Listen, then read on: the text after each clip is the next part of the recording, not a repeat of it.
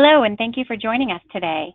Today's webinar is on the SDX-HPLD Online Intelligent Dilution for ICP-OES Analysis. Our presenter today is Pete Winship, who is our product manager for Teledyne CETAC. Okay, I'm going to go ahead and hand it over to you, Pete. Thank you very much. Thank you for the kind introduction, Shelley. Hello, yes, my name is Pete Winship. I'm a product manager at Teledyne CETAC Technologies, and one of the systems that I'm responsible for is the SDX-HPLD system. So I'm going to take you through that system today.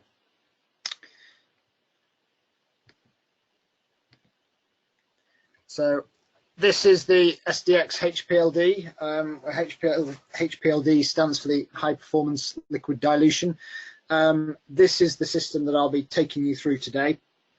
So I'll just go through a quick agenda for the webinar, and then we'll pick through this step by step as we go through.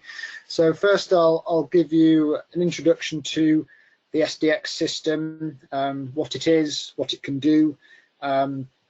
I'll take you through a hardware tour of the system as well, so we go through the individual components. After that, I'll take you through how the SDX system dilutes samples and how that could operate for your laboratory. Then I'll go through ICP-OES compatibility with the SDX system. After that, I'll go into some applications for the system, and then I'll talk about why you might want to invest in the SDX for your laboratory. So I'll start off with the introduction, and what is this system and what can it do? The SDX system is an online intelligent automation and dilution system for ICP optical emission spectroscopy, analysis of aqueous-based samples primarily. This system can be used to dilute samples for sample introduction across a number of modes. I've mentioned three there: a no dilution, a prescriptive, and a responsive dilution. I'll come to those as we go on through. So this system basically can accurately take up sample aliquots, and it can deliver those aliquots with a diluting media into a vortex vessel for mixing. So that's where you get your sample homogenization. It's got the ability to configure the washout for the dilution process, which I'll go through later on. And I've mentioned responsive dilution here, which I said on the previous slide, which I'll go to, and how that can help with your laboratory workflow for your analysis. So a tour of the hardware, first of all. So where I'm going to start here is with the central automation. So this is our ASX 560 autosampler. This is the automation that came after the ASX 520, which I think is very well known in ICP and trace element laboratories. So this is our standard 4-rack automation. It's robust. It's compatible with a number of types of chemicals. It's manufactured from a number of molded components and carbon fiber, and it's got a high resolution for the X, Y, Z direction. This is the central focus for the SDX system, and we build certain components around the 560 to arrive at the final system, the SDX-HPLD system. So we're going to start here with the automation.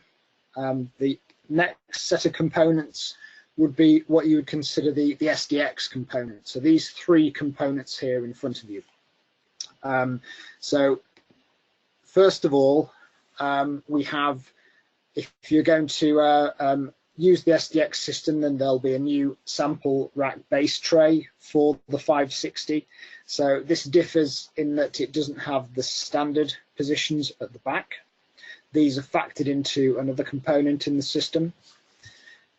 Then, in addition to that, you've got what we've got here, which is a vortex mixing module. So what you can see here is this module here sits at the back of the the new base tray. And on the right hand side there you've got new standard positions, so you're not losing your standard positions with this module being in place, they've just been moved to a different part of it. And then on the left hand side there you've got a vortex mixing vessel, so that's where your dilutions and mixing takes place.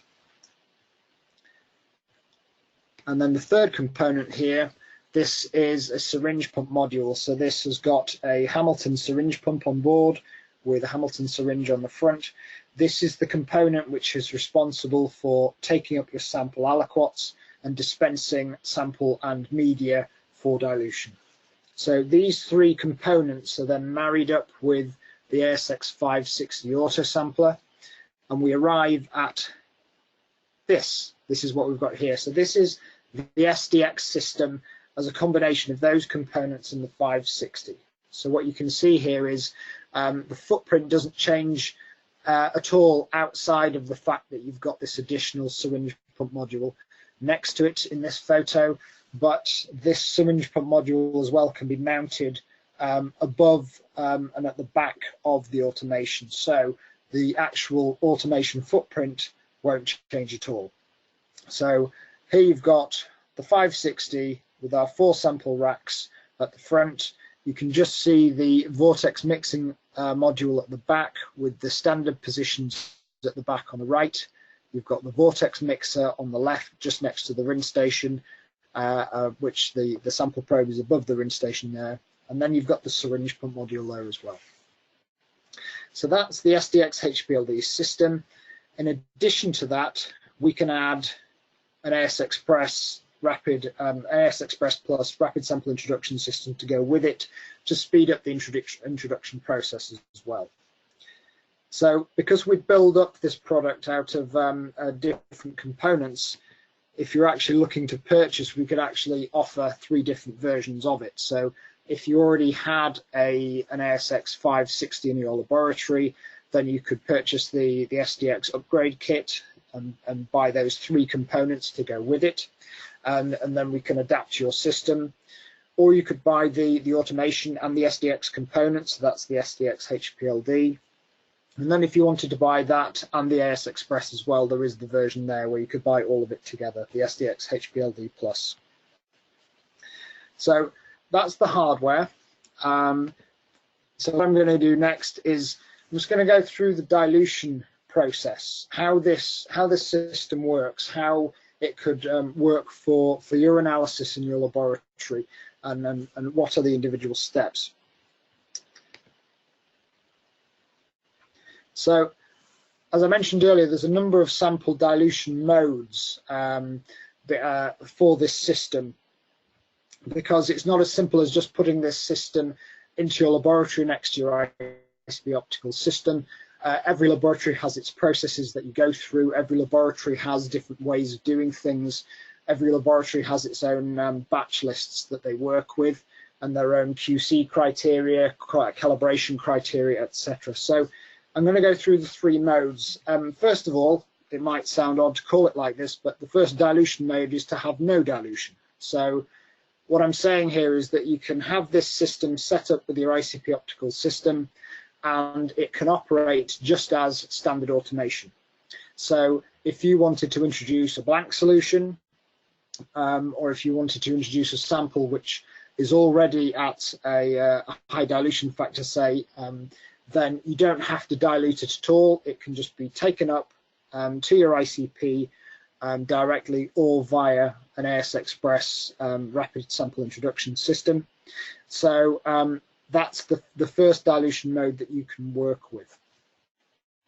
The next one, which sort of goes hand in hand really, is the idea of a prescriptive dilution. So that is a dilution on a sample solution which has been defined by the operator. So on an individual sample basis, each sample can be given a prescriptive dilution factor within the range of a 2-fold dilution up to a 5,000-fold dilution.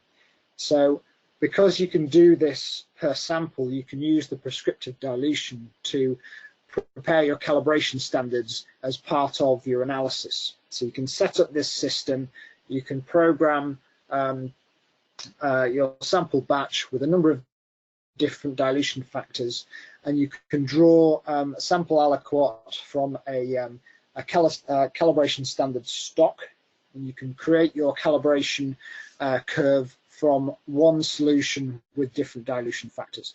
So, and that would be just using the prescriptive dilution with different dilution factors.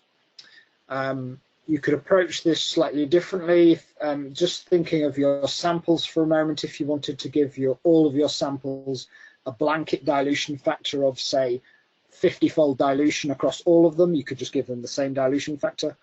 Or, like I said at the start of this, you can give each individual sample a different dilution factor, or groups of samples a different dilution factor. So this is all open to you to operate it in the way that you want to. And then the third dilution mode here is what we'd call a responsive dilution.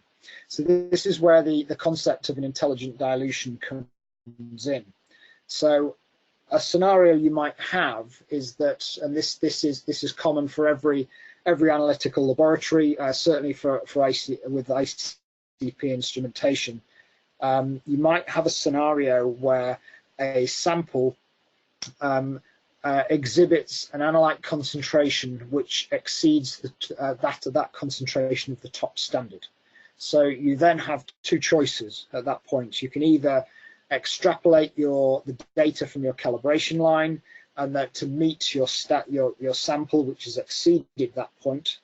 And if you do that, that can work quite well in a lot of cases, but there is an increased level of error the higher you go, the more you extrapolate up to that point.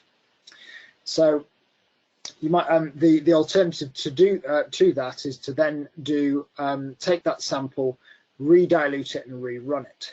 Now, if you've done your batch analysis and then realized that you've got a number of samples which have fallen outside of the calibration range, essentially you have to re-prepare everything and do another batch, another mini batch, say, to get the data that you want from your samples.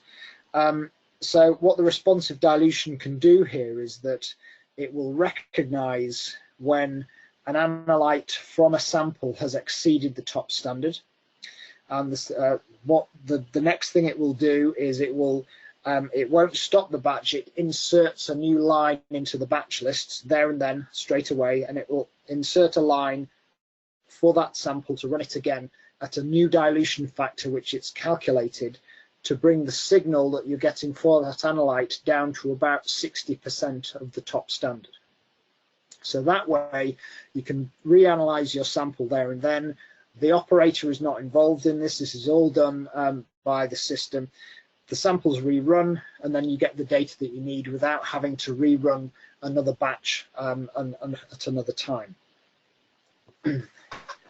Now, a question here that might come up here is, well, what happens if you have a sample where you're interested in 10 or 15 analytes, and all but one of the analytes is within the calibration range? What happens what happens to those analytes, and then you're reanalyzing it again for that one analyte? Well, what happens is that you collect the data anyway for the analytes that are within range on that first pass at the sample. And then on the second pass, the redilution, you get the data for any analytes that are missing, any analytes that exceeded the top standard. So it recognizes when to do a redilution at a specific analyte level. Excuse me. So you can get a responsive dilution in a scenario where you've got a sample where the analyte concentration exceeds the top standard. There's also another version of the responsive dilution, and that is where you have a sample that might have a matrix effect on the internal standard. So in some samples, the matrix might be such that you get a suppression on the internal standard, and that's to be expected to one degree or another, but it might be that suppression is too high, is too much. So, for example, if the internal standard is suppressed or enhanced outside of a certain tolerance, let's say for the sake of argument plus or minus 10%, if the internal standard was suppressed by, say, 20%, then again the system will recognize that and it will do an iterative responsive dilution to bring that internal standard back within the tolerance again. So that's another example of a responsive dilution.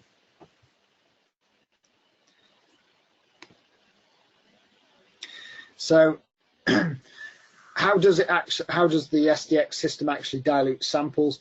What I'm going to do over the next couple of slides, and my apologies for this, I know this is a very text-heavy slide. I'm just going to walk you through the actual processes, and then I'm going to show you some video footage of how this actually works.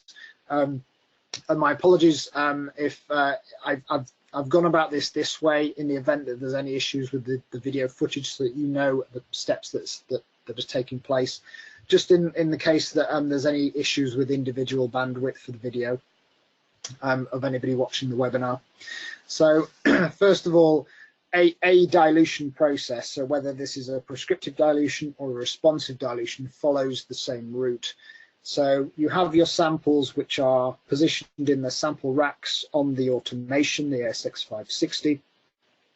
What happens is that a sample aliquot is taken up into the sample probe under action of the syringe that's on the syringe pump module. That aliquot of sample is held within the probe, and then any excess sample that's adhered to the outside of the probe is rinsed away by the probe having a dunk into the rinse station. So the sample's protected within the probe, and then you get rid of anything on the outside. The sample is then dispensed into the vortex mixing vessel, followed by the allocated diluting media volume that is required. So if you're doing a 1 in 10 dilution, for the sake of argument, you might have 1 milliliter of sample and then 9 milliliters of diluting media behind it. So the sample and the diluent, the diluting media, are dispensed into the vortexing vessel. The vortexing vessel then starts spinning, mixing the sample, and then when that, as the vortex vessel is spinning and mixing, the probe is rinsed, and then the probe then goes back to the vortex vessel and it picks up the sample and treats from the vortex vessel, and it treats the vessel like a sample tube. And then the sample is either carried directly to an ICP, or it's taken to an AS Express rapid introduction system and then onto the ICP. So that's the dilution and introduction process. What immediately follows is a cleaning process. So as the sample is being taken over to the ICP, what then happens is any excess sample which has not been taken up is drained out of the bottom of the vortex vessel. It's pulled away under action of a peristaltic pump on the syringe pump module. That's pulled away to waste, and then you get fresh rinse solution fills the vortex vessel from the bottom, and then it spins again and it starts to clean the vortex vessel, and then it will drain out again. The rinse solution will drain out again under the same action from that peristaltic pump. So that's one rinse cycle. You can choose how many rinse cycles you have for the vortex vessel. We typically do 2 cycles, but that's just one in this process. So what I'm next going to do is I'm just going to show you through this video footage. My apologies to anybody if there's any bandwidth issues, but I'm going to start this video and it will take you through the process that I've just described. And I'll just go through it as we go along as well.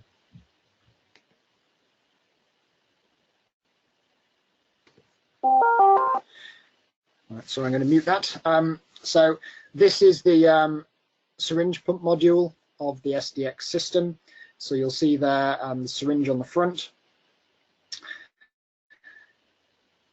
And what we're going to see next is we're going to see the 560 automation, which we've got here, with the vortex mixing vessel on the front, with the standard positions, the vortexing vessel, and then the rinse station with the probe above it. And then to the left of that, we've got the syringe pump module.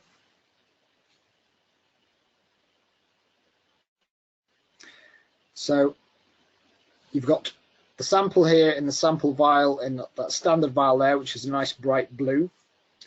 So the first thing that's going to happen is that there is a priming process. We're just purging anything out of the probe, and then a small air gap is taken up, and then the probe goes to the sample and the syringe pulls up an aliquot of the sample that is required.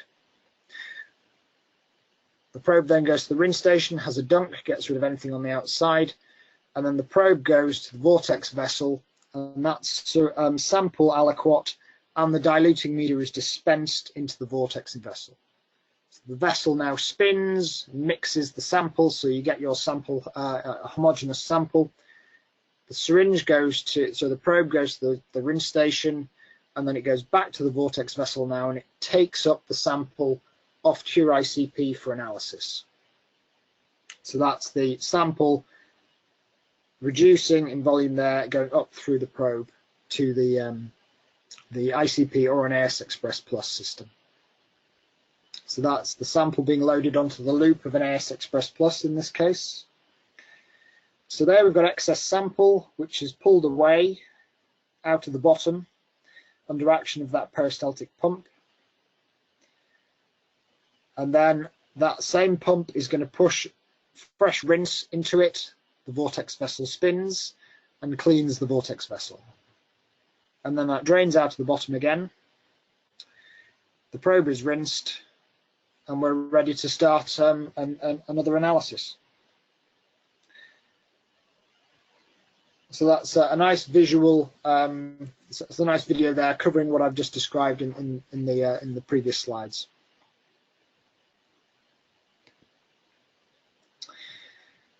So compatibility. So this system is not currently universally compatible, but it's currently compatible with thermo ICP instrumentation that run on the Qtegra operating software, as well as Spectro ICP optical systems, which run on the very latest version of ICP Analyzer Pro.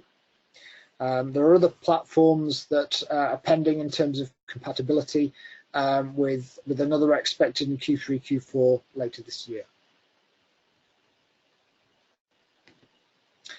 So just to give you an idea of what we would be looking at, so this is the Qtegra compatibility for thermo, and it might be a little bit difficult to see here, but what you can see is that in the configuration aspects of the software and the method development aspects of the software, the SDX system is included here, so you can just see that there under the 560.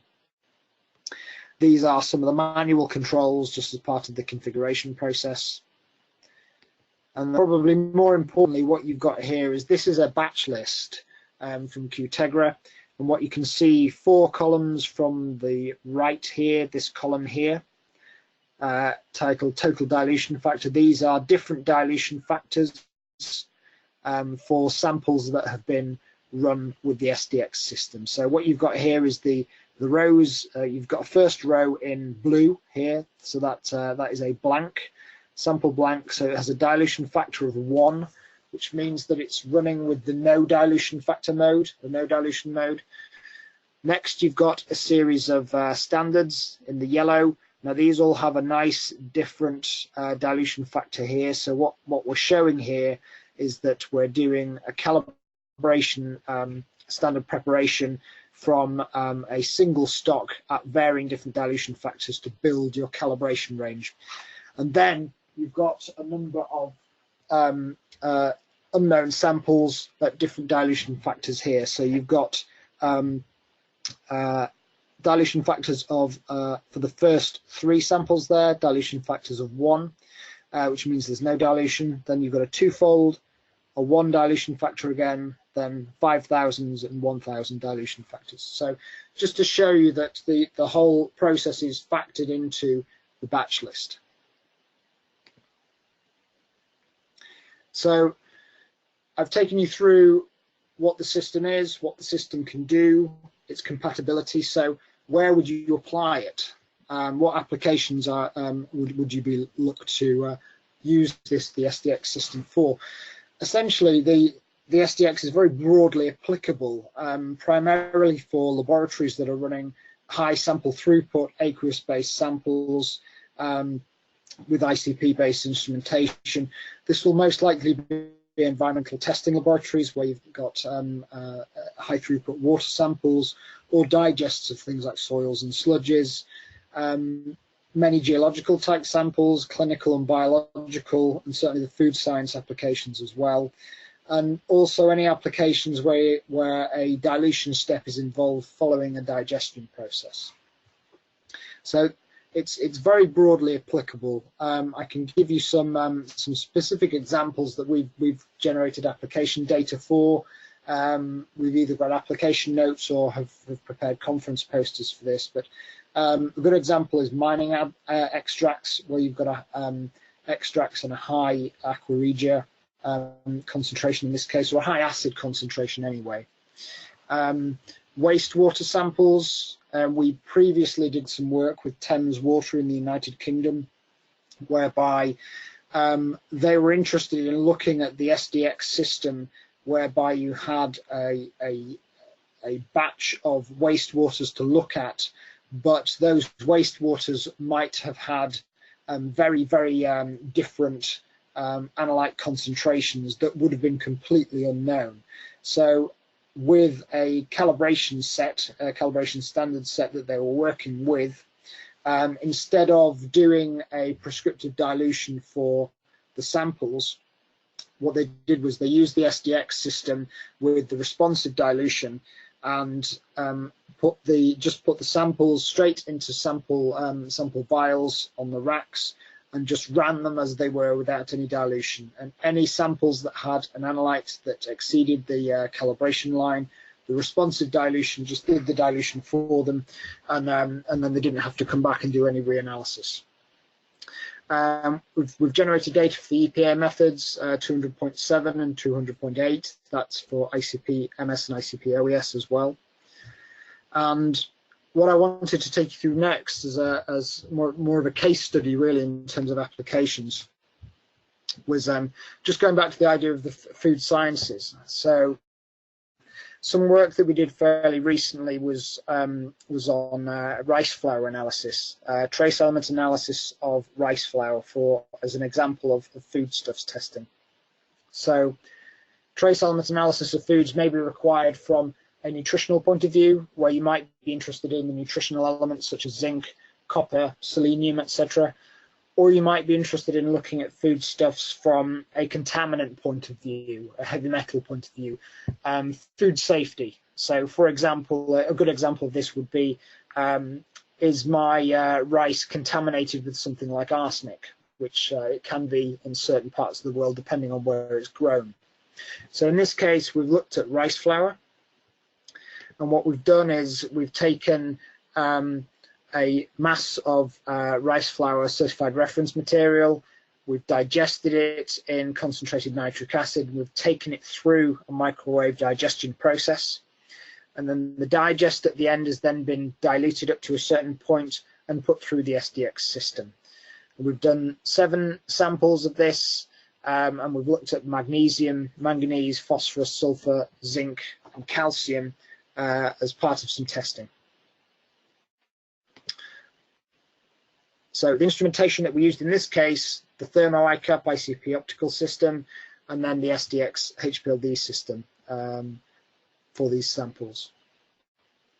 So just to give you an idea of where we started, we instead of preparing our own standards, we used the SDX system to do all of that for us. So from a single 100 part per million multi-element stock that was on the on one of the standard positions, we've used the SDX to prepare a calibration line across numerous standards between the range of dilution that we've got in front of us. So that's the 2x to 5000x. The final concentration of nitric acid for those standards was 1%. And just to give you an example of what we're looking at, an idea, the calibration plot that we've got down here at the bottom of the slide here, that's manganese, and all of those standards were prepared with the SDX, and we've got the R² value that you would expect to see for analysis for ICP.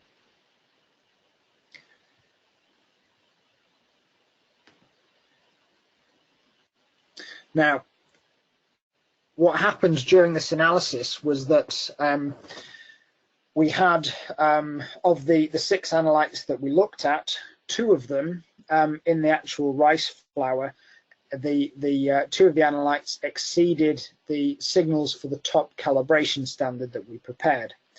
So what we've got here is for phosphorus and sulfur, the sample signals exceeded by quite a long way. So in this case for phosphorus, what you see here is that the point in red on the calibration graph here at the bottom, that point in red on the right hand side where it says sample analyzed, gave us a signal that corresponded, according to that graph, of more than twice that of the top calibration standard.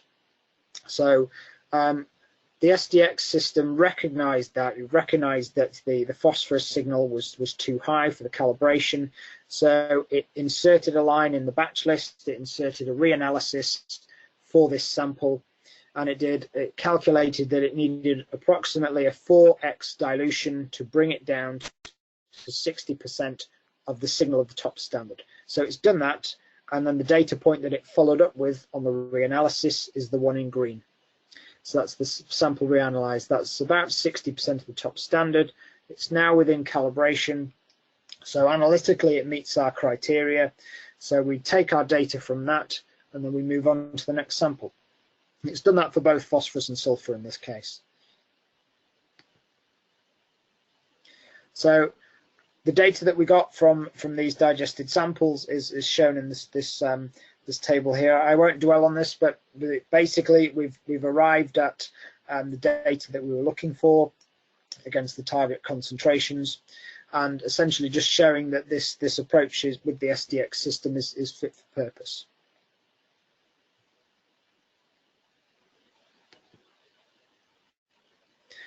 Now, one of the questions that we often get with this kind of system is carryover between samples, which is a perfectly valid question for any kind of analysis. That's certainly analysis associated with ICP, where you're interested in your blank levels being at rock bottom and there being next to nothing in there. So what we've done as part of this analysis, just to show you what the SDX can do, is that we've done a blank analysis following each sample, following each digest sample, to see what is in the blank that follows those high samples. So what you can see there, just shown on in the bar chart on the left there, that we go from a high signal from a sample down to the kind of signal that you would see from the blank straight away, and that for the majority of the analytes that we're interested in here, for all 7 samples, those blanks, all 7 of those blanks, each following a sample, is very, very low compared to what we're interested in. So we know that the system is very effectively washing out anything that is in the vortex vessel and the lines between analyses.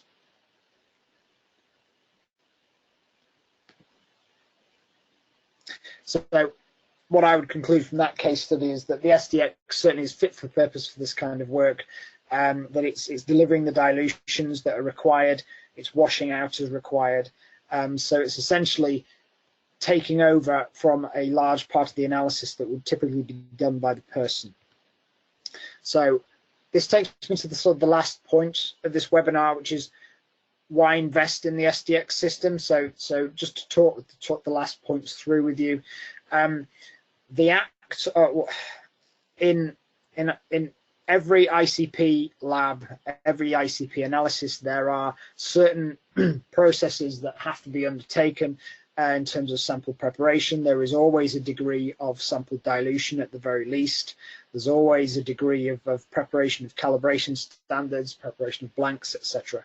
So to use this system to take over the process of preparing calibration standards and doing sample dilutions at the front end of doing your analysis can considerably reduce the amount of laboratory staff time that's dedicated to that routine process. It can also reduce essentially the laboratory staff costs per analytical batch. Then there's also the idea of eliminating the process of repeat analysis. if you have samples which exceed the calibration range, or samples that have fallen out of the tolerance criteria for your internal standard.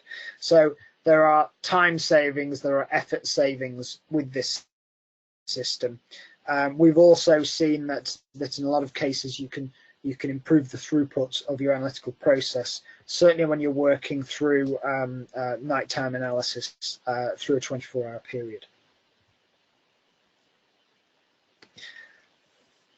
So I'm coming to the end of the webinar here, so I want to thank you very much for your attention. Please feel free to forward me any questions as to this system. That's my email address down there, pete.winship@teledyne.com. Please feel free to ask as many questions as you would like, and I very much look forward to hearing from you. So thank you very much for your attention.